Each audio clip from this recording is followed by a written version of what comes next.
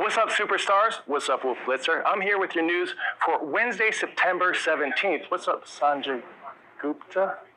Today is Your Word Wednesday. That means one of you helped us write today's show. Lot to get to, not a lot of time to do it, so let's get to it.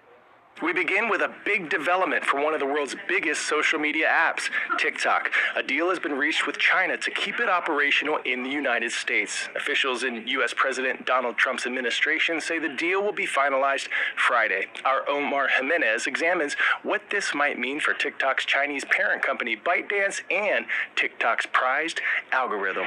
There's a deal for TikTok, so let's talk about it. The Trump administration says they've reached an agreement with China to keep the social media platform operational in the United States. Remember, even if you've probably been using it the whole time, TikTok has technically been in limbo for more than a year after then-President Joe Biden signed legislation mandating the platform be sold to a U.S. company over national security concerns. Now, with this announcement, U.S. Treasury Secretary Scott Bessent spoke from Madrid, where he's been meeting with Chinese counterparts to discuss trade and social media platforms. U.S. diplomats say they've come to an agreement that includes concerns over national security. We're very focused on TikTok and making sure that it was a deal that is fair for the Chinese and completely respects U.S. national security concerns. And that's the deal we reached. But a big question you might be asking, will the algorithm change? That remains to be seen. A formal announcement from President Trump is expected Friday. In personal finance news, a concerning trend regarding one of the most important parts of your finances, credit scores. Credit scores are the three-digit number used to predict how likely you are to pay back money on time when you borrow it. They're a crucial step in getting approved for anything from a car loan, student loans, a new credit card, even a mortgage. New data shows that Gen Z, folks ages 13 to 28, are notching some really low scores, falling at the fastest pace since the Great Recession nearly 20 years ago. Here to help us ameliorate any potential concerns is our Matt Egan with tips. Hey, Matt. Hey, Coy. I wish I were here with better news to share, but unfortunately, we're learning that credit scores are falling, and that's never a good sign. Now, credit scores are super important for everyone who eventually wants to buy a house or borrow money to purchase a car. These credit scores, they're three-digit numbers that measure how reliable you are at paying back money that you owe. It's kind of like a report card, but for borrowers. And there's real-world consequences here, because the higher the credit score, the cheaper it is to borrow. And vice versa, lower credit scores make it more expensive to borrow. Now, unfortunately, credit scores have been coming down because more and more Americans, they're falling behind on their bills. Some people are struggling with high prices, and others are dealing with too much student debt. Now, this is a particular problem for younger Americans. Gen Z borrowers have had their credit scores fall this year by more than any age group since 2020. And not only are they dealing with student debt, but some of them are struggling to find a job even after graduating from college. Now, the good news is experts say there are ways to boost your credit score and to keep debt under control. First, and this is most important, always make your payments on time, because missed payments will ding your credit score. Second, don't borrow too much money. That's always a red flag. That's also going to hurt your credit score. And lastly, check your credit reports. If there's any inaccuracies, you can fight to fix them. Bottom line, Coy, it is extremely important to build a track record as a reliable borrower. It's going to help you later in life when you want to buy a car or even a house. All right, for our next story of the day, we're going to go... Pop quiz, hotshot. I knew that was you. Got a pop quiz. What is the most active muscle in the human body? Heart, tongue, eye muscles, or jaw?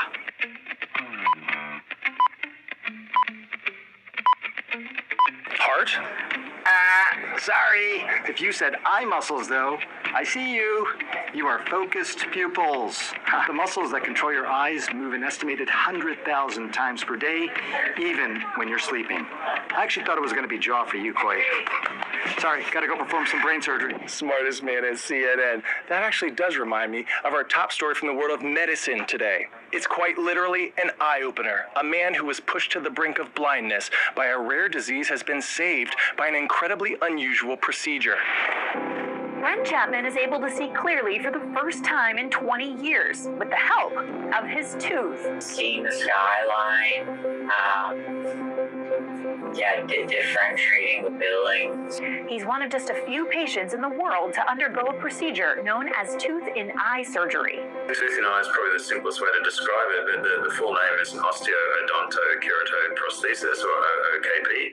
It's a procedure for when people have damage to the front of their eye or the cornea, and you may never have heard of it because it's only used in very rare circumstances when other options have failed. Much like replacing a broken windscreen on a car. That's just to restore a clear view into the back of the eye. Here's how it works. The patient's own tooth, the canine or eye tooth coincidentally, is extracted. It's then formed into a rectangular shape and a plastic lens is fitted into it. The tooth is then sewn into the patient's cheek for long enough that connective tissue grows around it, which is then used to help fix the tooth over the eye, holding the new lens in place. The result is this pink-looking eye with a small black circle in the middle. So, why a tooth? As it turns out, the tooth is a really ideal structure for holding a focusing element in place. It's hard, it's rigid, it survives in poor environments, and the body accepts it because it's part of its own, because it's part of you. I think at first I'm like most people, it seems kind of science fiction-y and out there. It may have sounded out there, but after losing most of his sight when he was 13 years old and going through almost 50 surgeries trying to regain it, Chapman was willing to give it a try. This sort of opened a new door for me and a new chapter in my life. And the results? Well, seeing it is believing it for Chapman. Little things like eye contact are just, I think, things that people take for granted. It's very, very powerful, and you have that human connection again visually. And you're like, wow, we actually pulled this off. From civil rights icon to runway model, at 71 years old, Ruby Bridges made her runway debut in New York in a show called Actively Black, honoring those who fought for equality. At just 6 years old, Miss Bridges was the first black child to integrate at an all-white elementary school in New Orleans on November 14th of 1960. Her first day at William Frantz Elementary School came 4 years after black parents in New Orleans filed a lawsuit against the Orleans Parish School Board for not desegregating the school system in the wake of the Brown versus Board of Education decision, which determined in 1954 that state laws establishing segregation in public schools were unconstitutional. Once Bridges entered the school and arrived at her classroom, all the other students had withdrawn. The rest of the school year, it was just her and her teacher. But Bridges stayed at the school despite retaliation against her family. Eventually, though, Bridges made it to second grade, and when she did, the school's incoming first grade class had 8 black students. Ruby Bridges, a true trailblazer for equality.